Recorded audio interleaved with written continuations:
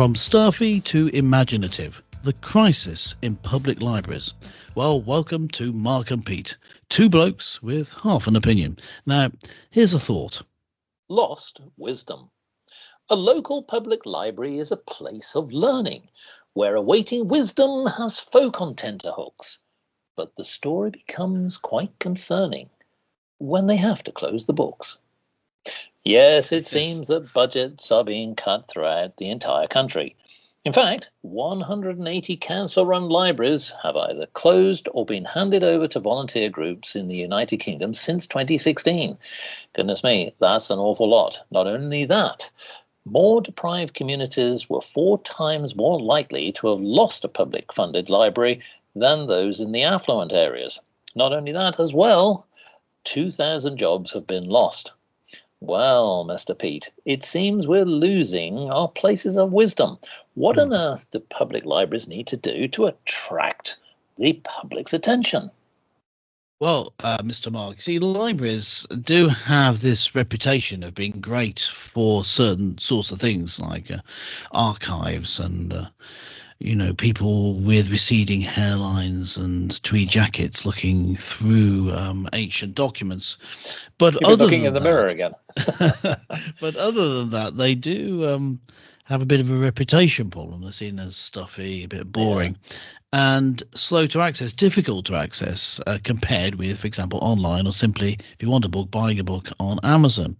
And whereas, just to give the plus side of a library is great in that you can actually go and look at the physical books.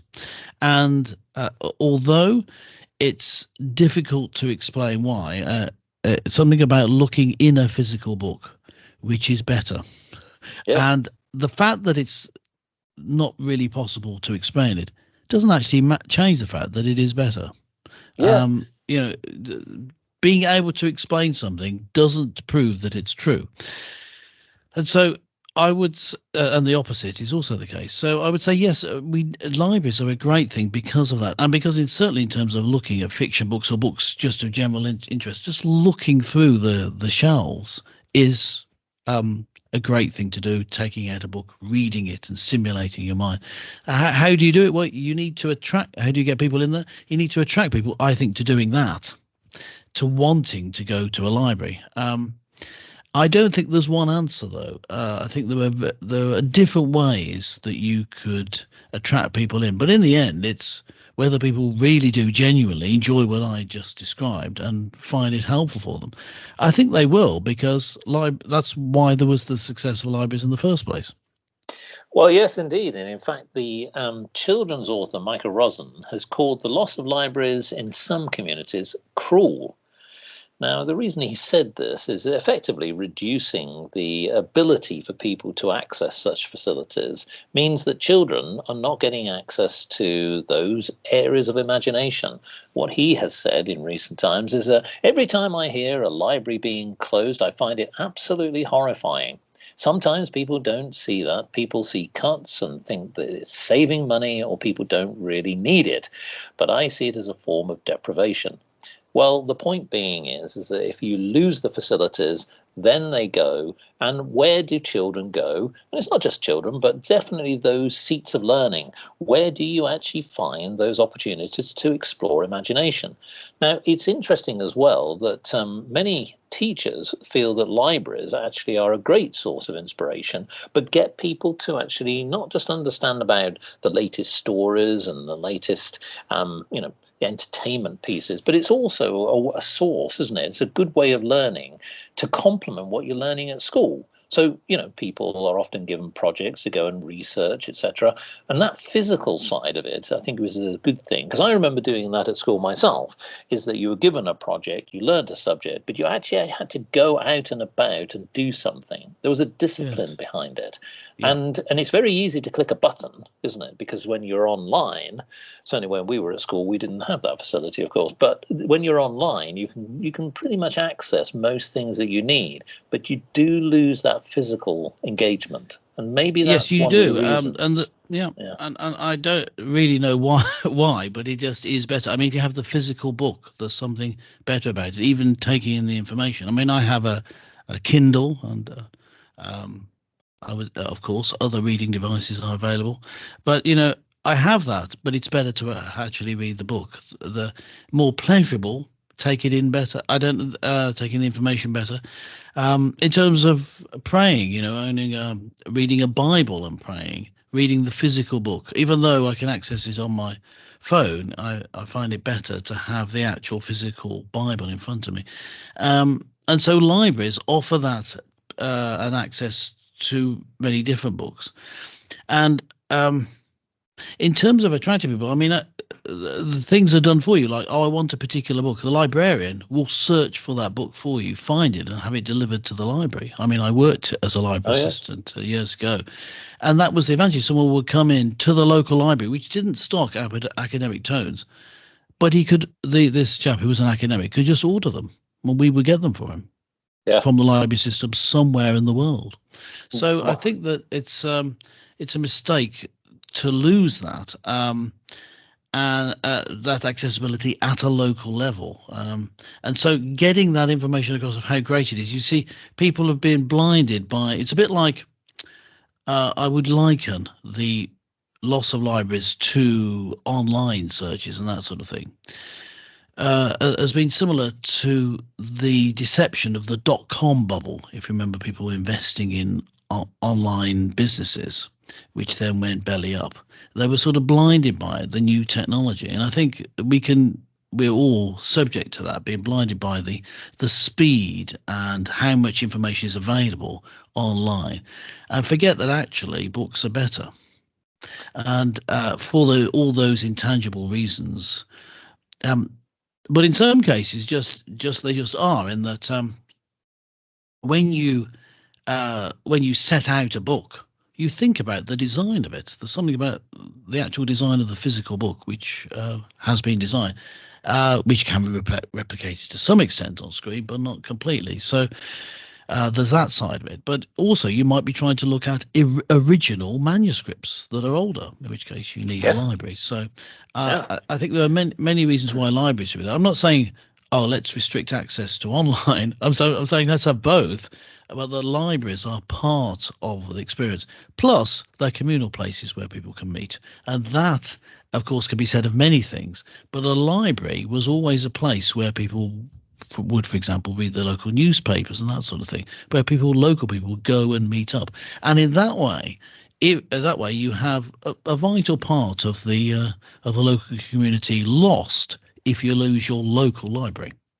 Well, what do they need to do? Well, here's some options. I mean, many people have thought about the idea of a traveling library, effectively a vehicle where it can take the education, the services to you.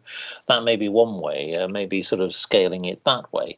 But that's not enough, is it? I mean, for those physical libraries, those where it's a physical building, it's a council-run operation, it costs money. And somewhere down the line, for those councils who perhaps have not budgeted that well, folks, as we've seen, they have to cut the money somewhere. But is there a way maybe that some private firms could come in and actually take over some of these centres?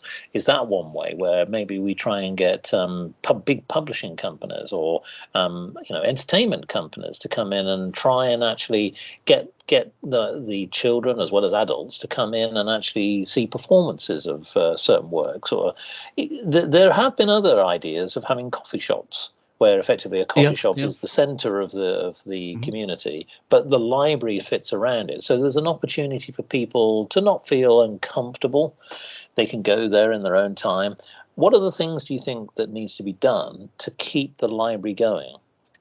Well, one of the things I think is the importance of making it easy to access. It's always a bit of a faff getting a library card and being able to join.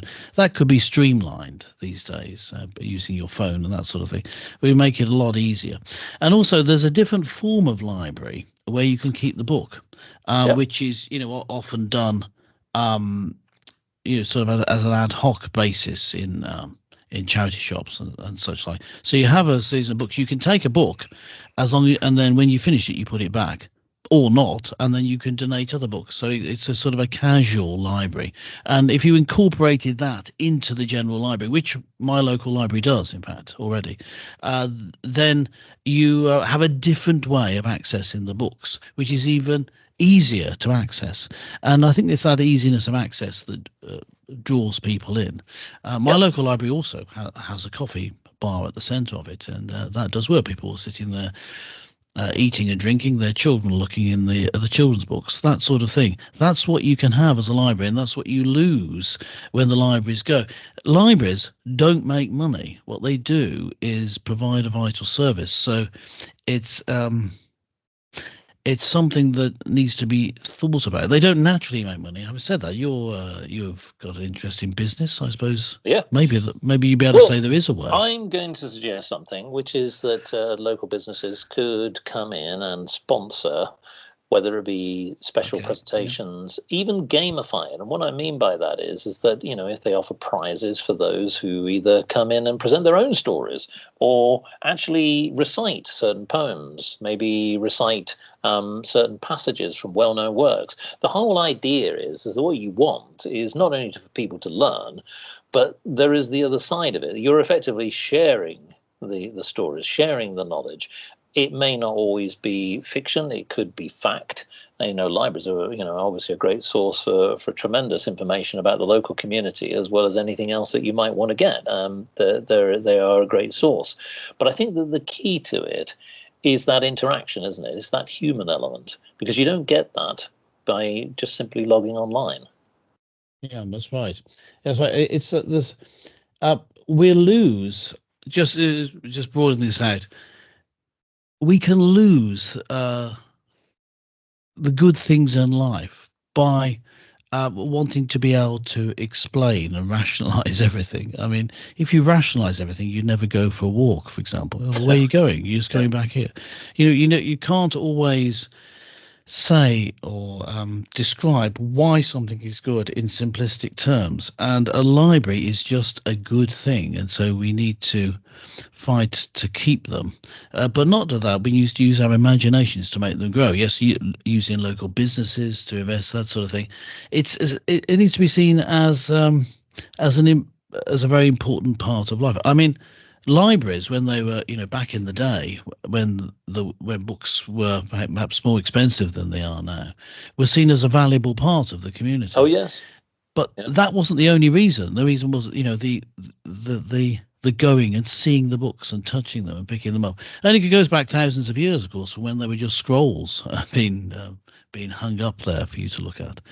So I'd say not only do we not want to lose it, but we need to rekindle. Pun intended, rekindle the enthusiasm for just spending time in a library, and also streamline the use of it, because it can be so good. You can access books from all over the world as long as the library system doesn't fall apart, which it could do as they get fewer and fewer libraries. So let's not lose it, but rather let's make libraries great again. That's what I'm saying. Well, that's what we want. And the fact is that we'd love to hear from those people who are librarians, or those who really get a lot out of going to their local library.